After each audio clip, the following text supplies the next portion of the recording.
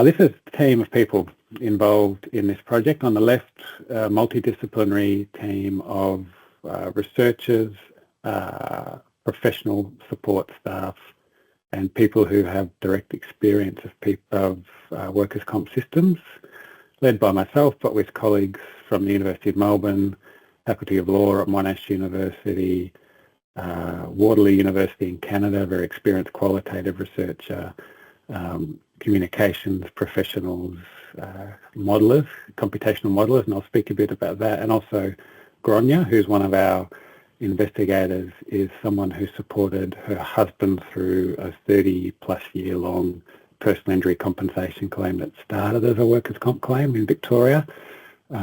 He was seriously injured and he ended up being managed by the Transport Accident Commission. So she has a long knowledge and experience with workers' compensation and other compensation schemes. And over the course of the project, we have developed, and we're still developing, a group of lived experience advisors who are people who've either had claims themselves or who help us tap into the networks of injured workers. Gronya, Visalia, Peter, Rosemary, and others have helped us as well. And I'll speak a bit more about them as we go. Formally, this study is funded by the Australian Research Council through what's called a Discovery Grant, which is a 3-year-long research grant provided by the Commonwealth Government.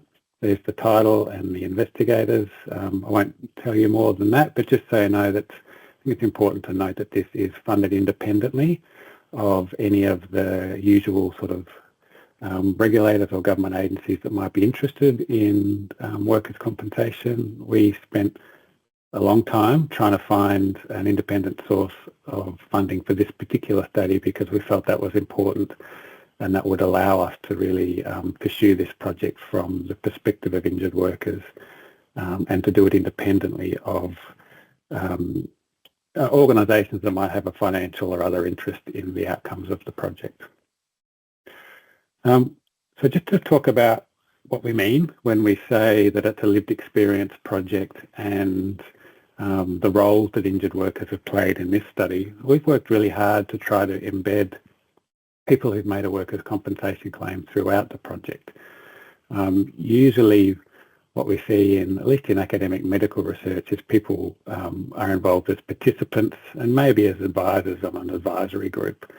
And that's something that's pretty common. Our connections, through our connections, which we've worked pretty hard to establish and grow through this project, we've had Gronya, as I mentioned. She's actually a formal investigator on the ARC grant application, which we submitted years ago to the ARC, and was involved in the development and design of the project. We've had the people I mentioned and others involved in designing aspects of the research as advisors, not just on research design, but on all sorts of things throughout the project, on the way we communicate, the way we promote the study, the way we recruit participants, all sorts of other things. They've played a really important role as reviewers.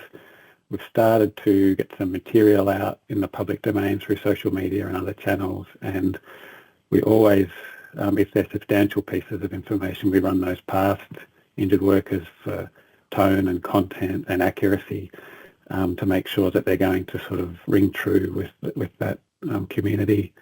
Some of our lived experience advisors have actually once or twice become public speakers in media and radio interviews that I and they have been involved in, or in webinars and things.